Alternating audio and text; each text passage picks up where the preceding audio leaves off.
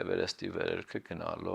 գնալով դառնում է ավելի վտանգավոր եւ հասկանում եմ, որ առաջիկա 5-10 տարվա մեջ Նեպալի կողմը արդեն դառնալու է սարսափելի մի ուղղություն։ 57 օր ջերմաստիճանը մինչև -40 եւ այս պայմաններում դուք հաղթահարել եք 8848 մետր, հա։ Կապի միջոց չի լինում այդպիսի դեպքերում։ Գևորգը միջև այս ճանապարհորդությունը եւ սրանից հետո ամենամեծ փոփոխությունը, եթե եղել է այդպիսին կամ ինչ այտենց before after, հա, միջև եւ հետո իրավիճակ եղել է։ Չափից ավել է ռիսկը եւ որ ամեն վարքյան խաղում է լերը եղանակը կյանքիդ հետ, ավելի շատ են այնտեղ բլոգերները դարձել, քան լեռնագնացները եւ լեռնային փորձ չունեցող մարդիկ։ Իսկ տենց կարելի է։ Փաստացի ստացվում է, որ կարելի է վերելքների ընթացքում համբերատարությունը, մնացած բոլոր փորձառությունները շատ օգնում են կյանքում, բիզնեսում եւ ամեն ինչում։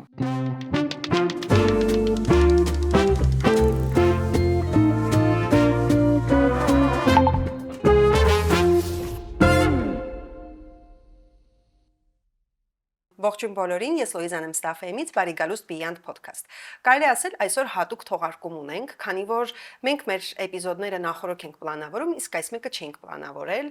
եւ հիմա որ կներկայացնեմ իմ հյուրին, կհասկանաք թե ինչու։ Այսօր խոսելու ենք լեռնագնացության մասին, Էվերեստի մասին եւ բնականաբար երևի արդեն գուշակեցիք, որ իմ հյուրն է Գևորգ Գասպարյանը։ Գևորգ ջան, ողջույն։ Բարի գալուստ հետ Հայաստան։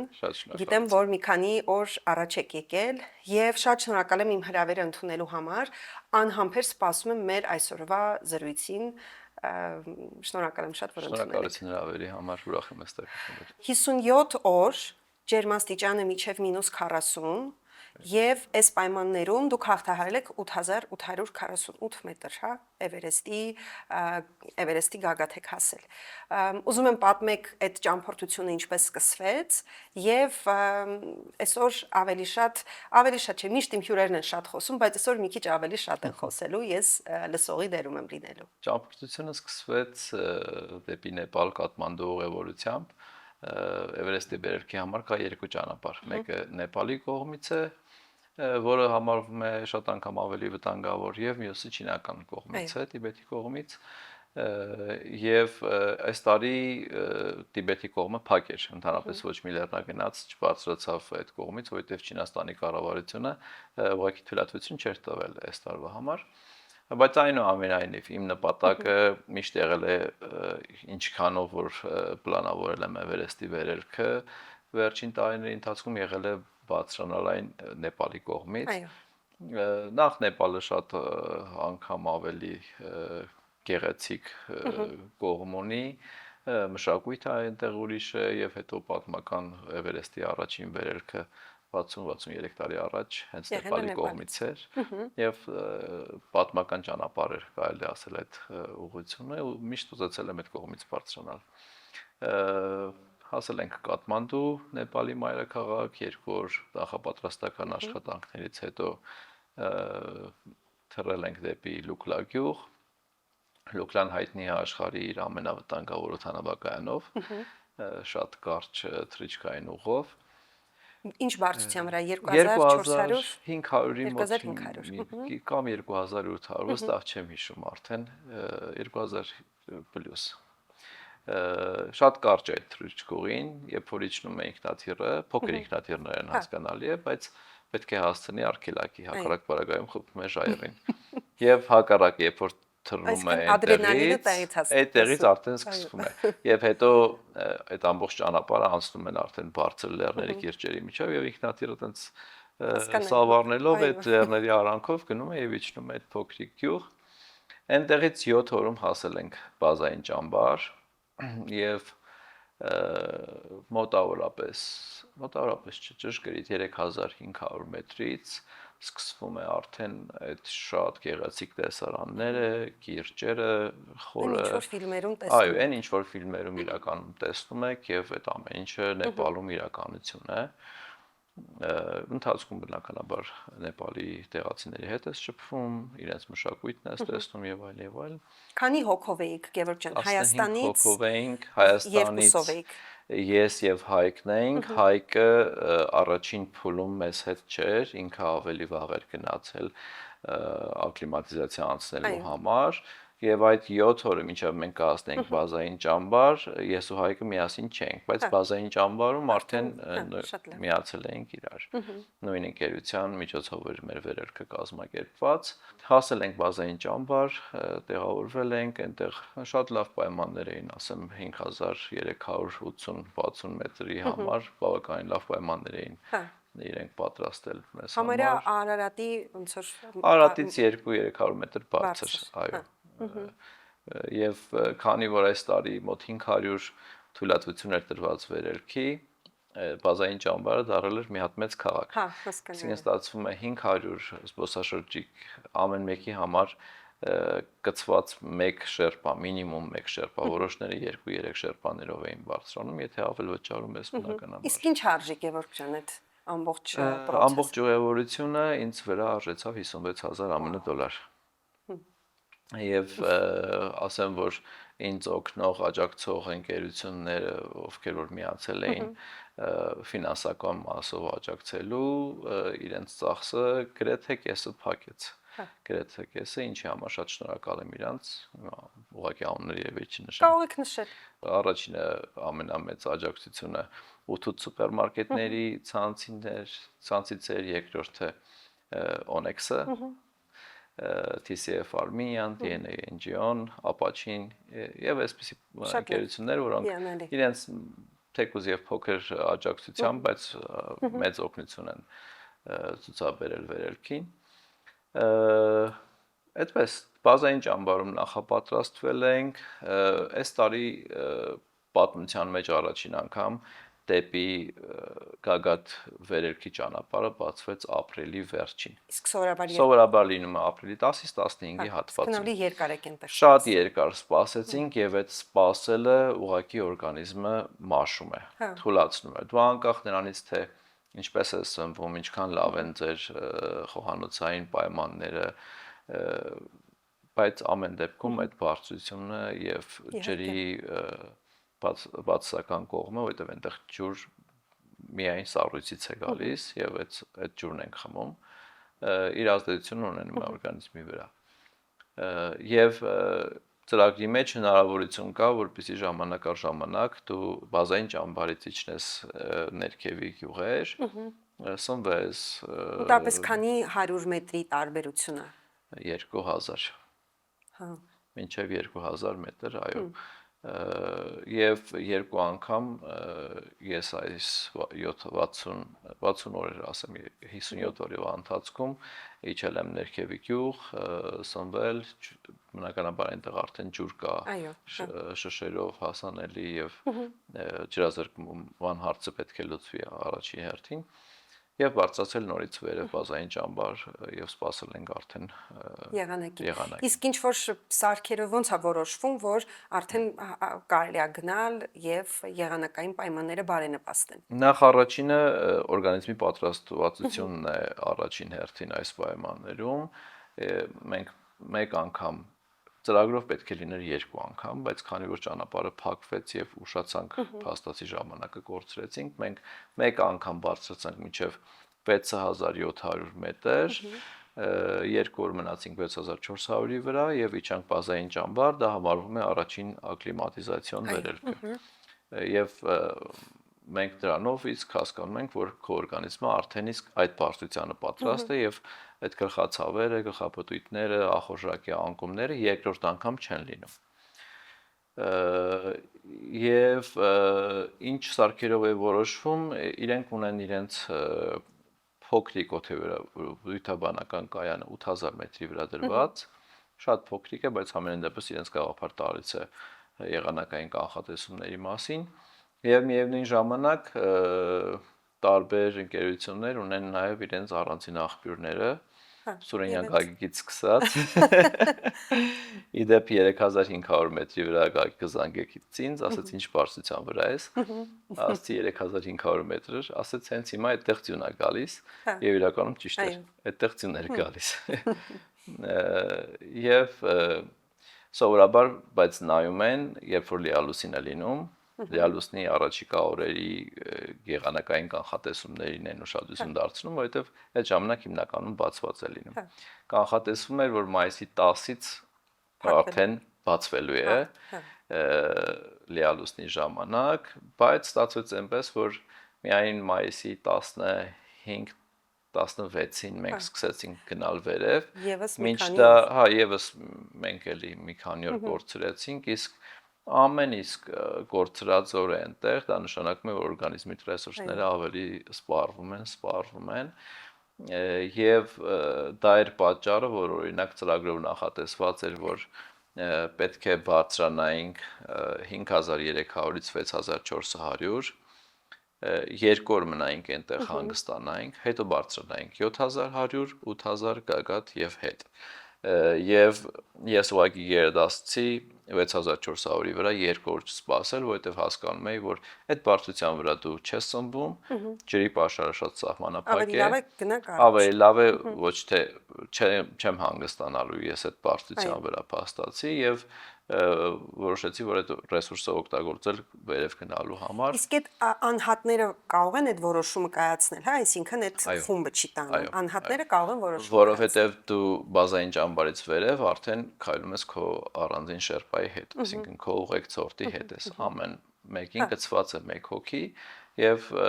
իհարկե մենեջմենտի հետ համաձայնեցնելուց հետո դուք շարժվում եք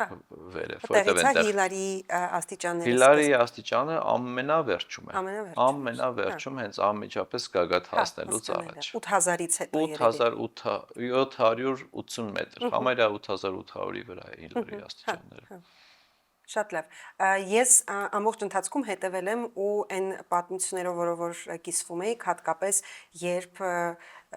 փաստացի մնացել եք առանց թթվածին եւ այդտեղ լավա ձեր շերպան ձեզ մոտ չի եղել, առաջ է գնացել ձեր թթվածնի վանով, հա չի ստուգել եւ այլն։ Ամենակարևոր,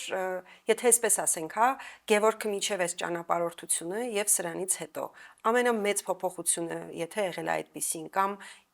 ինչ before after, հա, միջև եւ հետո իրավիճակ եղել է, թե արդեն շատ գագաթներ եք բարձրացել ու արդեն չի եղել, բայց մի բան կարող եմ առանձնացնել, նամանավանդ առաջին ակլիմատիզացիոն վերելքից հետո երբ այդ հայտնի ձնահոսքի դեպքը եղավ եւ երկու հոգի մնացին սառույցների տակ վնասվեցին, բարեբախտաբար չմահացան, ամբողջ վերելքի ժամանակ գրեթե միշտ ուշադիր նայում էի աջ եւ ձախ եւ մտածում էի սցենարներ, օրինակ եթե այստեղ սառցածեղ ճեղ լինի եւ ընկնելու լինեմ, առաջին իմ քայլը ինչ է լինելու, չգիտեմ, կամ աջ կողմից եթե հիմա ձնահոսք լինի, իմ գործողությունը ինչ է լինելու, ամբողջ ընթացքում կամ կիլոմետրանոց մարդկանց շարք է, լինում է, որ մեջները շատ ամփորձներ են լինում, մեկը պոկվում է, մյուսներին հետը տանում ներքև։ Եվ անընդհատ այսպիսի սցենարներ, պարանից կապված ենք բոլորս, եւ չնայած որ մեկ կտոր պարանը, ասենք, կարող է լինել, չգիտեմ, 50 կամ 100 մետր երկարությամբ, ամեն դեպքում այս կարճ հատվածի համար չափից ավել մարդ են կապված եւ իրենց պոկվելը կարող է մյուսների կյանքին վտանգ սպառնել։ Եվ նմանատիպ սցենարներ միշտ մտքովս անցնում էր եւ միշտ փորձում էի հնարավորինս պատրաստ լինել այդ իրավիճակի, որովհետեւ ամեն վարքյան կարող էր դա տեղի ունենալ, ամեն վարքյան։ Ու փաստացի որոշակի սիտուացիաներում այդ ձեր մտածելը օգնել է ձեզ ու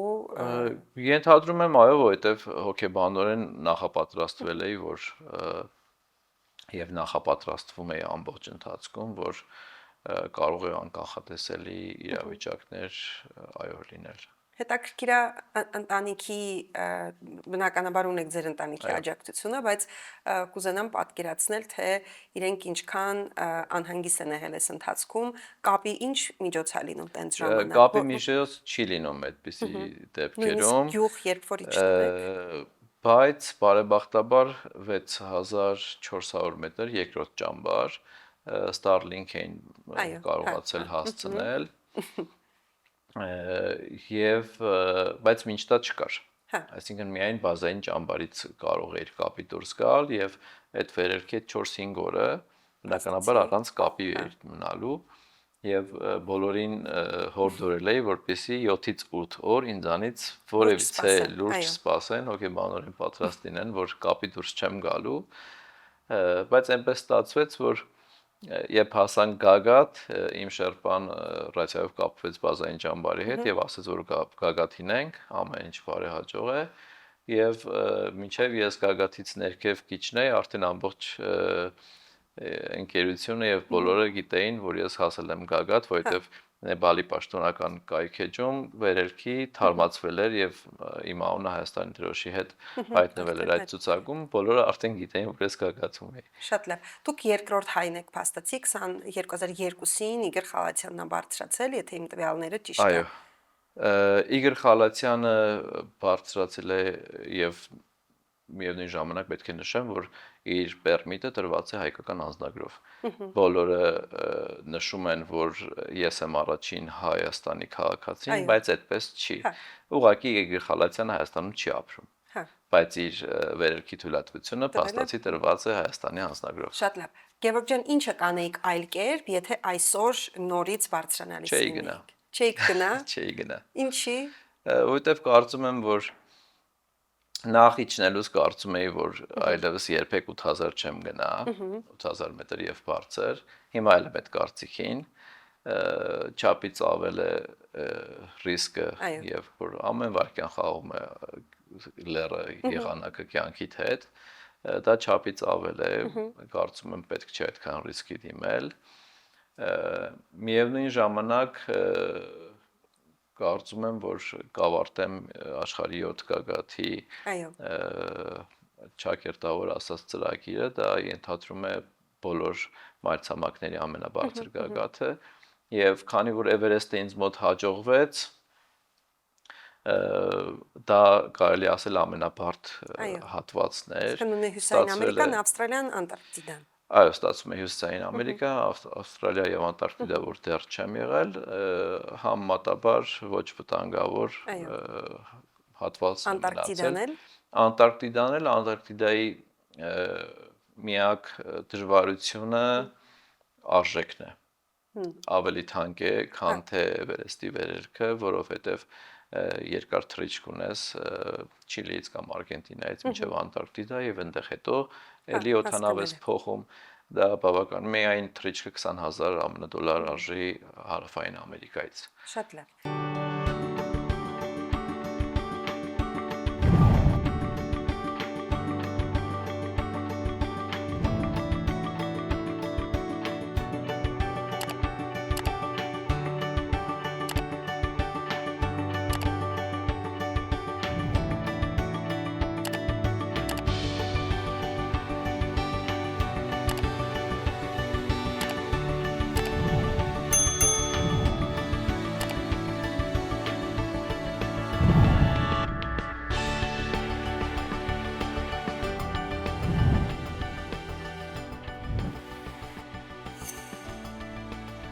Գևորգ ջան, ովքեր են բարձրանում Էվերեստ, այսինքն այդ 500-ը քիչ թիվ չի։ Շատ հետաքրքիր պրոֆեսիոնալներ են, թե շատ հետաքրքիր փոփոխություններ է տեղի ունենում Էվերեստի հետ կապված եւ փաստացի շատ հայտնի լեռնագնացներ, փորձառուներ, ովքեր որ տարիներ ուղեկցում էին իրենց խմբերին դեպի Էվերեստի գագաթ, ահազանգում են, որ Էվերեստի վերելքի ճակերտավոր կոնտինգենտը փոխվել է եւ շատ անգամ, այսինքն վատ առումով, շատ անգամ ավելի շատ են այնտեղ բլոգերները դարձել, քան լեռնագնացները եւ լեռնային փորձ չունեցող մարդիկ Իսկ տենց կարելի է։ Փաստացի ստացվում է, որ կարելի է։ Այո, փաստացի Նեպալի կառավարությունը առանց որևիցե խոչընդոտների, առանց որևիցե համակարգման բոլորին տվել էր վերերքի թույլատվություն եւ ամենակարևորը այն է, որ ոչ փորձառու մարդիկ հենց այդ ճանապարհների վրա դառնում են այդ խնդիր եւ երկար այդ Իսկ իրանք առհասարակ կարողանում են հաղթահարեն միջև այո, մեջները կան որ կարողանում են հետաքրքիր մեծ մասամբ իրենք ունենում են բավականին լուրջ ֆինանսական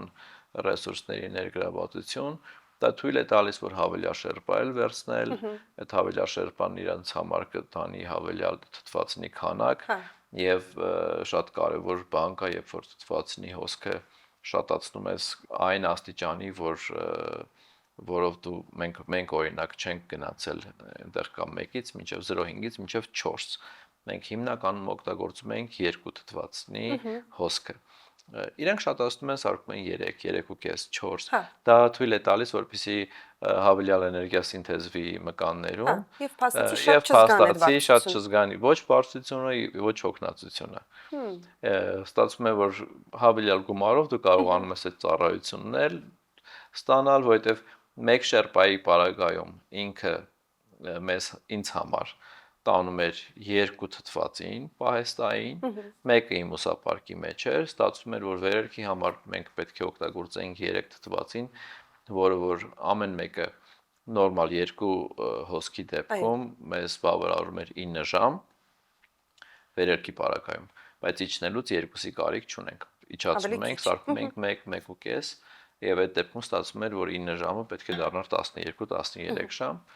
Ինչև է, իրենց պարագայում իրենք սարքում են 3.5-4, մեկը հավելյալ շերպա ունեն, որը որ հավելյալ թթվածինը բարձրացնում էր, իսկ ամեն թթվածնի արժեքը 1000-ից 1500 դոլար է։ Շերպաները տեղացիներ են Նեպալից։ Միշտ տեղացիներ։ Եվ իրենք ինչ որ պատրաստ իրենց նախապատրաստում են, ինչ որ ծրագիր են, դու ոնց ես ինչ որ ձև կա ընտրելու քո շերպային, փաստացի շատ մեծ հետաքրքիրը այն էր, որ մինչև ընկերություն ընտրելը թե ում հետ պետք է բարձրանամ, բավականին ուսումնասիրություն էին կատարել եւ նույնիսկ հետադարձ կարծիքներ էին հավաքել 8K-ի հետ բարձրացած նախորդ Էվերեստի հաճախորդներից եւ ունենք նաեւ բացասական արձագանքներ մասնավորապես շերպաների հետ կապված եւ երբ որ ամրագրեցի իմ տուրը իրենց հետ ասացի եթե տալիս եք օրինակ այս շերպային որի մասին մենք ստացել էինք բավականին լավ կարծիքներ ես կամրագրեմ ձեզ հետ իրենք հաստատեցին գումարը փոխանցվեց հասաբազային ճամբար ասացին գիտեք այս շերպան հիմա մակալու լեռան վրա է եւ չի գալու այս տարի Էվերեստ ստացվեց որ պատահական ինչ որ մեկի հետ բարձրացա եւ այդ շերպայի հետ էլ հենց խնդիր եղավ մի փոքր պատմեք եղավ նախ ասեմ սկզբում ուրիշ շերպա ունեի հետո իրենք շատ ծանր աշխատանք են իրականացնում այնտեղ երբ որ վերելքի ընթացքում չես իրենք մեկ է բազային ճամբարից անդադ բարձրանում էին 6-7000 մետր թթվածին էին տեղափոխում սնունդ վրաններ հետ էին դառնում ամբողջ ընթացքում իրենք աշխատում էին ոչ մի րոպե ոչ մի օր պարապ չեն մնացել եւ դա է պատճառը որ իրենցից մեծ մասը ընթացքում ունեցավ առողջական խնդիրներ Ես հասկանում եմ, որ սա առաջին դեպքը չէր, միշտ տարիների ընթացքում այո, այս ամեն ինչը եւ իրանք գումար են խնայում, փաստացի այդպես ավելի քիչ գումար են ծախսում չվարձելով հավելյալ մարդիկ, իսկ շերպաները աշխատում են, որովհետեւ սա միակ իրենց եկամտի աղբյուրն է։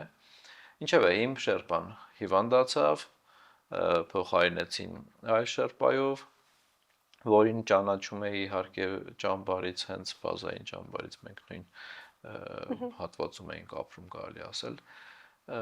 եւ ամեն ինչ լավ էր մինչեւ որ 8000 մետրի վրա ինքը չեր օգտագործում իր թթվածինը տեսողությունը կորցրեց եւ հետ իջնելուց մոտեցավ ինձ ասաց որ եւ փաստացի ինքը անօգուտ է դառնում Այո, ստացվեց այնպես, որ ինքը պետք է միշտ առաջից գնար, ես իր հետևից, պարանով կապված, բայց քանի որ տեսողությունը կորցրել էր, ես անցա առաջ, պարանով կապվեցինք իրար եւ նաեւ կա այնտեղ ֆիքսված հիմնական անվտանգության պարանը։ Սկսեցինք իջնել ներքև 8400-ի վրա, քանի որ արդեն իջել էինք եւ թթվածին կար, իր ինքնազգացողությունը լավացավ։ Մի աչքը սկսեց տեսնել բավականին, մյուսը 30% էր տեսնում միայն։ Այնտեղից վերցրեց ճանապարհին թողնված ընդհանուր խմբի համար, ոչ թե իմ եւ իր երկու պահեստային թթվածինները, որոնք թողնում են այնտեղ անվտանգությունից ելնելով, որ եթե ինչ-որ հապշտապ ֆորս մաժոր լինի, կարողանան ճանապարհից օգտագործել, եւ ստացվեց, որ հիրուսապարկի մեջ այդ պայծրությամբ կար արդեն 5 թթվածին։ Ամեն մեկը թթվածինների կշռում է լիքը վիճակում 4 կիլոգրամ։ 20 կիլոգրամ գումարած հավելյալ իրենց իրերը եւ այլն, ամեն դեպքում կարծում եմ, որ 25-ից 30 կիլոգրամ հիրուսապարկի մեջ վստահ կար եւ ավելի ծանրացավ հիրուսապարկը, ինքն էլ տեսավ, որ իմ ինքնազգացողությունը լավ է, ամեն ինչ լավ է, որոշեց, որ օքեյ եմ, կարող է ինքը վազելով իջնել ներքև, բայց մինչ դա ես իրեն հարցրել էի, ստուգիր իմ թթվածնի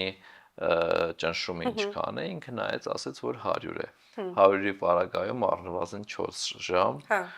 ես կարող էի իջնել, իսկ ինձ մնացել էր ընդամենը 1 ժամ մինչև բազային մինչև 8000 մետր ճամբար հասնելու, եւ երրորդ թթվածինը ես չէի օգտագործել, առանց օգտագործել իր հուսապարկի մեջ էր։ Այդպես ինքը իջավ ներքև, որ ժամանակ անց ինքնազգացողությունս վատացավ եւ մյուս շերպաներին խնդրեցի նայեն, թե թթվածնի ճնշումը ինչքան է, նայեցին ասցին 0։ Այսինքն չի նայել, թե ամփոփություն ա եղել, հետաքրքիր։ Կամ տեսողության խնդիրն ա եղել իր կամ ուրիշ պատճառ չեմ կարող Լավա որ օգնել են ձեզ, որովհետև փաստացի մի երիտասարդ շերպա ինքը առանց երկար մտածելու անմիջապես հանեց իր դիմակը եւ տվեց ինձ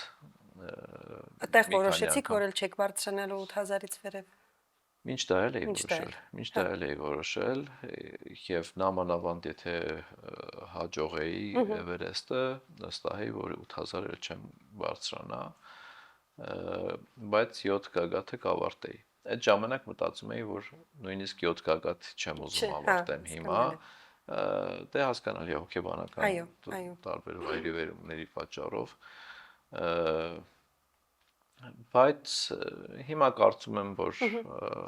ամեն ինչ դեռ առջևում է։ Հա, մի փոքր էլ որ հանգստանաք, հաստատ նամանավանդ մեծ ռիսկի հետ այլևս գործ չունեմ։ Հա, այդ ադրենալինը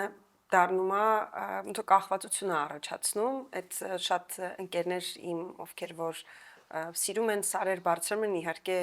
Էվերեստի մասին չի խոսքը, բայց ընդհանրապես, հա, բարձր լեռների եւ այլն, ասում են, որ ճոր անընդհատ ցանկանում ես վերադառնալ եւ այն գագաթից մի փոքր առաջ որոշում ես, որ վերջ, էլ երբեք չեմ գալու, բայց հետո էլի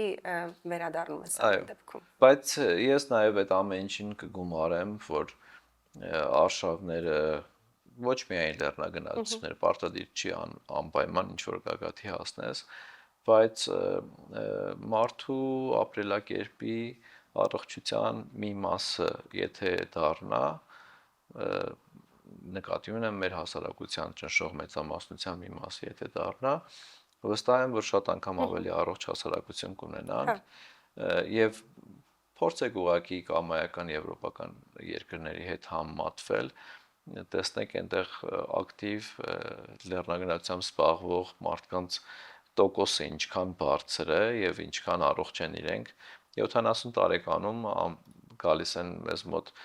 լեռներ մագրցելու, դահուկներով քշելու եւ այլն եւ միևնույն ժամանակ մեր երկրի հենց մեր երկրից սկսած ճանաչելիությունն է բարձրանալու, ինչքան շատ մարդիկ կան, որովհետեւ ճիշտ է իրականում փոքր երկիր ունենք, բայց շատ ռելիեֆային երկիր ունենք։ Ինչքան կիրճեր կան ու ինչքան մակերևույթներ կան, որոնց վրա չբացահայտված մշակութային տարբեր շերտեր կան։ Եվ այդ գեղեցկությունը, բնությունը բնականաբար Լրիվ համաձայն եմ ձեզ հետ, Գևորգ ամեն ջան։ ինչ փոխում է։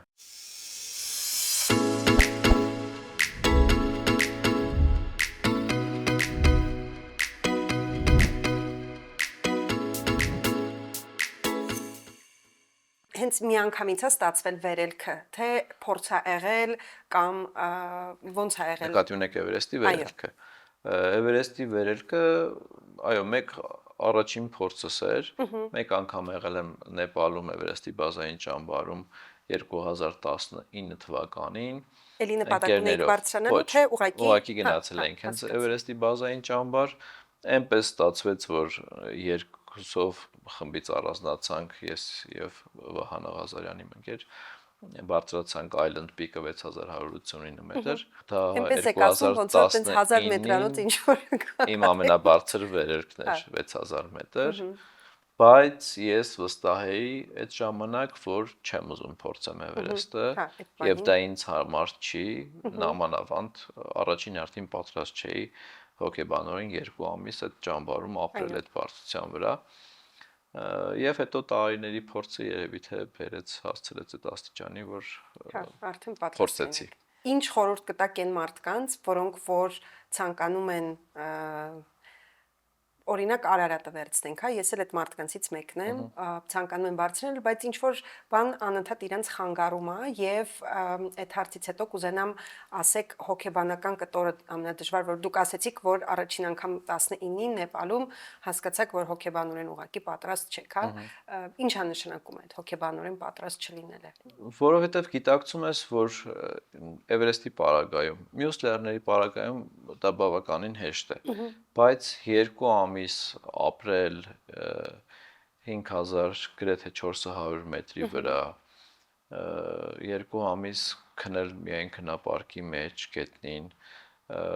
ամեն գիշեր եղանակային տատանումը մենակ բազային ճամբարում -15-ից ցերեկը մինչև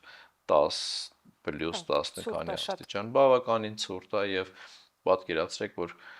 այդ ցրտին դու առավոտ պետք է վեր կանաս, դիպես քեզ վեր կենալ քնապարկի միջից, հագնվել, լվացվել, սնվել եւ հետո նույն երեկոյան այդ շատ ծառը մանիքին պետք է նորից գնաս վրան եւ քնես։ Դա ընդհանրապես խոսում եմ բազային ճամբարի մասին, բայց երբ որ մի քիչ վերև ես բարձրանում 6100 եւ 6400 մետր ճամբարներում, այնտեղ ջերմաստիճանը դառնում է -30-40 գիշերվա ընթացքում, պատկերացրեք օդի շնչառության, օդի մեջի գոլորշին, վրանը ներսից փակում է, դառնում է սառույցի sense հատիկներ, եւ օրինակ քամու ժամանակ այդ սառույցը լցվում է քո քնապարկի գլխի մեջ, պատկերացրեք այս պայմաններում դուք ապրում եք։ Այո, sense փորձառություն եմ ուզում մի փոքր եւ դրա մյուս ծայրահեղությունը կա օրինակ 6400-ի վրա մեկ օր պետք է մենք մնայինք հանգստանայինք ակլիմատիզացիայի համար մնացինք արևեր դու ասենց հասածև կիրճի մեջ ես շատ մեծ հսկա փոքր դե բնականաբար ճամբարներ են վրաններ արևա բոլոր կողմերից այս արագայթները գալիս են դեպի կենտրոն։ Կաթսա է դառնում։ Դառնում է կաթսա, ջերմաստիճանը հասնում է 50 աստիճանի։ Այդ 50-ը բնականաբար սառույցի վրա չես տեսնում, որ ջուրը հոսեց գնաց, բայց ճառագայթման էֆեկտով համապատասխանում է 50 աստիճանի։ Եվ վրանի մեջ ես դրսից ոնց որ տաք շոկեբաղնիկ, բայց առանց գոլորշու ոչ մի բան չես կարող անել, դուրս չես գալիս, որովհետև այրվածք ես ստանում անմիջապես, վրանի մեջ ահա որ սարսափելի է եւ միակ տարբերակը անընդհատ օդափոխել, կարելի է իհարկե քնապարկը գցել վրանի վրա, բայց դա էլ վտանգավոր է, որովհետև եթե քամին քշեց քնապարկը, միակ քո ճանապարհը հետ իջնելն է վերջ։ Եվ այս պայմաններում պետք է դիմանաս։ Ու այդ նախորդ գիտես նենց չի որ դուրս քեզից ես եւ հետաքրքիր էր որ օրինակ համեմատում էի ժամանակ առ ժամանակ Ակոնկագուայի կամ Կիլիմանջարոյի վերելքների հետ։ Այնտեղ օրինակ ունեին նախորդ նախապատրաստված հատուկ կտորներ այդ տաք եղանակի պարագայում վրանների վրա գցելու լրացուցիչ շերտ ավելացնելու համար։ Այստեղ չկար։ Այնտեղ պետք է գնայր անպայման բժշկական հետազոտության, իրանք է ստուգեին, հետազոտեին, օքեյ տային եւ նոր դրանից հետո իրավունք ունեիր բարձրանալ դեպի վերև, այստեղ դա չկար օրինակ։ Հետաքրքիր է, բայց կմտածես, որ հակառակը է, այստեղ պետք է շատ ավելի խիստ լինի։ Բայց փաստացի Նեպալի ենթակառուցվածքները եւ տուրիստական կարգավորումները դեռ շատ զարգանալու տեղ ունեն։ Հիմա այդ ամբողջ դժվարությունները, այդ փորձառությունները եւ այլն անցնելու համար պետք է ունենալ ինչու, հա, այսինքն ինչի եմ ես այդ անում, տենց է, չէ՞, ինչ որ դժվար բանի միջով ես անցնում եւ անդադ ուզում ես էլ չանել, թողնել եւ այլն, հետո հիշում ես ինչ ես սկսել։ Հիմա ձեր ինչուն ո՞րն էր, Գևորգ ջան։ Շատ դժվար հարց տվեցիք, բայց փորձեմ ուղղակի շատ կարճ ասեմ, չնայած դա չի բնութագրում լեռնագնացության էությունը, բայց համարեք, որ օրինակ սպորտաձև է, ուզում եք ինչ որտեղ փորձեք առաջ գնալ այդ սպորտաձևում եւ քո առաջ դնում ես ինչ որ նշաձողեր եւ այդ ամեն ինչը կյանքի նման է։ Միշտ կյանքում էլ ինչ որ նպատակներ ես դնում, փորձում ես հասնել, թե դա կլինի Էլբրուսը, թե Էվերեստը եւ այս մեր կյանքի շղթան է։ Ու նաեւ պետք է ասեմ, որ լեռնագնացությունը եւ վերելքների ընթացքում համբերատարությունը, մնացած բոլոր փորձառությունները շատ օգնում են կյանքում, բիզնեսում եւ ամեն ինչում եւ դա շատ կարեւոր բնությունից մարդուն փոխանցվող եկեք ասեմ նորից փորձառություն է, որը որ օգնում է իրական կյանքում առաջ գնալուն։ Կուզենայիք ձեր երեխաները բարձրանային կօգնեիք իրանց։ Էվերեստ չի ուզենա, բոլորին ասում եմ, որ իմ ընկերները գալիս են, ասում են ինչ կլինի, ընկերական ձեռքը գլխիս, ասում եմ, արի դնեմ, բայց գնա հերվից նկարվի հետ արի, մի փորձի բարձրանալ, որովհետև տեսնում ենք, որ այս եղանակային գլոբալ տաքացման այս ֆոնի վրա Էվերեստի վերելքը գնալով դառնում է ավելի վտանգավոր եւ հասկանում եմ, որ առաջիկա 5-10 տարվա մեջ Նեպալի կողմը արդեն դառնալու է սարսափելի մի ուղղություն, այո։ Այդ երևի, բայց մյուս կողմից էլ ավելի գրավիչ է դարձնում, թե այդքան չէ, վտանգները շատ մեծ են։ Շատ մեծ են վտանգները եւ կարծում եմ զոհերի թիվը առաջիկա տարիներին կավելանա։ Իսկ դուք ասացիք, որ կային մասնակիցներ, որոնք որ պրոֆեսիոնալ չէին, ստատիստիկա կա, ով ավելի շատ ինձ թվում է իրենք ստատիստիկա չունեն սրա համար, բայց միանշանակ այո ստատիստիկա կա մեր խմբից 2 աղջիկ, մեկը 10 մատաձեռքերի ցրտահարեց, իրեն տեղափոխեցին ուղղաթիռով հիվանդանոց եւ հետո երբևէ 5-6000 մետր լեռան վերելքի փորձ չուներ։ Դե այդ մի անգամից ինձ թվում է հիմարություն է էլի կակ մինիմում։ Ինքը ֆիզիկապես պատրաստ էր, պիտի դա ասեմ, բայց պարան կյանքի մեջ չէր տեսել, պարանի հետ աշխատանքի չէր տիրապետում, ոչ մի բան չէր տիրապետում, բայց հասկանում ենք, որ ուներ լավ ֆինանսական ռեսուրսներ եւ հովանավորներ եւ եկել էր Էվերեստ բարձրանալու։ Մյուս աղջիկը անմիջապես մեր խմբից պիտի ասեմ, որ բարեհաջող ակլիմատիզացիայի փուլը անցել էր, ուղղակի շատ դանդաղ էր, երբ որ բազային ճամբարից 6400 մենք հասել ենք ընդամենը 7 ժամում, ինքը հասավ 18 ժամում։ Եվ այդ ընթացքում պարանի հետ աշխատանքի անվտանգության կանոնները խախտել էր, առանց պարան ընկել էր սառցածեղքի մեջ 20 մետր, կոտրել էր ուսը, ստորին ծնոթը եւ բարեբախտաբար լավ եղանակ էր եւ այդ բարձրության վրա ուղղաթիռը անմիջապես մոտեցել իրեն տեղափոխել էին։ Չէ, ինքը ուղղակի հրաշքով փրկվեց եւ չմահացավ։ Ու այդ ամբողջը տեսնում ես գնալուց։ Եվ նմանատիպ դեպքեր շատ եղան։ Մի տղա էլի իմացանք, որ գալուց հետո արդեն մենք ներքևում էինք, ինքը դեռ փորձում էր գագաթ գնար, ոտքներ վնասել այնտեղ, նման դեպքեր շատ եղան, այո։ Շատ լավ, Գևորգ ջան, ես գիտեմ, որ վերելքը ուներ բարեգործական առաքելություն նույնպես, երկու բառով կուզենամ ներկայացնես եւ նաեւ մեզ դիտողներին ասեմ, որ այս էպիզոդի մեկնաբանությունները, առաջին մեկնաբանությունում կգտնեք հղում, որով որ կկարողանաք մասնակցել այս բարեգործական արշավին։ Խնդրեմ։ Ասեմ, որ Ֆյուլեր տնասշինական կենտրոնի միջոցով նախորդ տարի մեկ ընտանիք ընտրեցինք եւ Ակոնկագուայի վերելքի ընթացքում կարողացանք 5 միլիոն դրամ հավաքել եւ այդ ընտանիքը ունեցավ իրենց բարեկեցիկ վերանորոգված տունը, նախկինում ապրում էին կիսակառույցության մեջ շատ վատ պայմաններում եւ քանի որ ուշադրությունը մարդկանց ընկերների ավելի շատ էր զետեղվելու Էվերեստի վերելքի ժամանակ որոշեցինք, որ այս ժամանակ 3 ընտանիք ընտրենք եւ ընդհանուր գրեթե շուրջ 15 միլիոն դրամի մարտահրավեր ունենք այս պահի դրությամբ 3 ընտանիքի համար պետք է կարողանանք բնակարանային հարցը լուծել երկուսը Արարատի մարզից, մեկը Կոտայքի մարզից այս պահի դրությամբ շուրջ 5 միլիոն դրամ է հավաքվել եւ դեռևս ժամանակ կա, այսինքն առաջին տան շինարարությունը կսկսվի արդեն եւ առաջիկայում ես իմ Facebook-յան էջում, Instagram-ում նույնպես թարմացում կանեմ այդ շինարարությունից եւ նորից կխնդրեմ բոլոր իմ ընկերներին, ծանոթներին, անծանոթներին հնարավորինս թեկուզ եւ սուրճի գումարի չափով աջակցել այս ընտանիքներին, որպեսզի իրենց կյանքը նույնպես փոխվի։ Շատ լավ, Գևորգ ջան, եւ այդ վերջում խորհուրդ ենք այն մարդկանց, որոնք որ շատ զբաղված են կամ ուզում են իսկապես արշավների գնալ, վերելքներ ունենալ եւ այլն, բայց ինչ որ մի բան խանգարում է, ոնց շարժվեն տեղից։ Ոչինչ չի խանգարում։ Պետք է առավոտ շուտ արթնանալ, այո, թեկուզ եւ փոքր ինչ որ վազքուղի ընտրել եւ փորձել մի 30 րոպե ֆիզիկական ինչ որ ակտիվությունով զբաղվել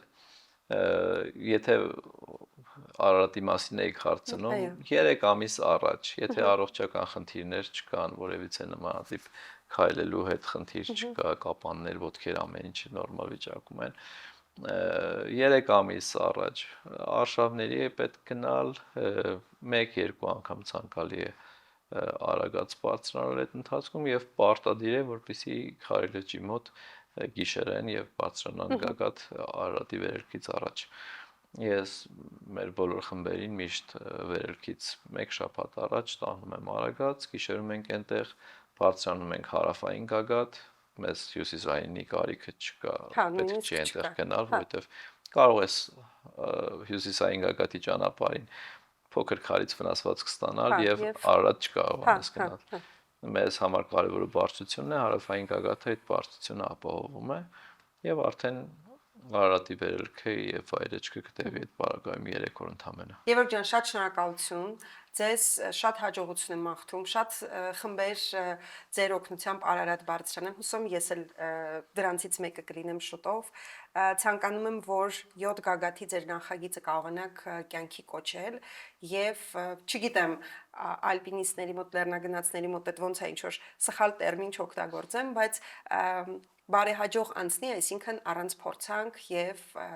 նոր ու հետաքրքիր փորձառություններով վերադառնաք։ Շատ շնորհակալ եմ ձեր ժամանակի համար։ Ձեզ շնորհակալություն հրավերի համար, ուրախ եի ձեզ մոտ կգրեմ։ Ձեզ շնորհակալություն մեզ դիտելու համար եւ եթե հավանում եք այն բովանդակությունը, որը մենք ստեղծում ենք, անպայման բաժանորդագրվեք մեր ալիքին։ Չմոռանաք սեղմել նաեւ զանգակի կոճակը։ Իսկ երբ դուք հավանում եք, այսինքն մեր վիդեոյի, հա, հավանելու նշանն եք դնում, հա։ Իսկ եթե իսկապես հավանում եք այն բովանդակությունը, որը ստեղծում ենք, չմոռանաք լայք դնել այս էպիզոդին։ Մենք այդպես գիտենք, թե ինչպիսի բովանդակություն է ձեզ դուր գալիս։ Այս հիշեցնեմ, որ այս էպիզոդի առաջին մեկնաբանության մեջ կդնենք Ռեարմենիայի հարթակում բարեգործական դրամահավաքի հղումը, անպայման անցեք եւ հավատացած եղեք, որ նույնիսկ փոքր ներդրումը կկարողանա օգնել 3 ընտանիքի ունենալ ավելի բարեկարգված տներ։ Շնորհակալություն, մինչ հաջորդ էպիզոդ։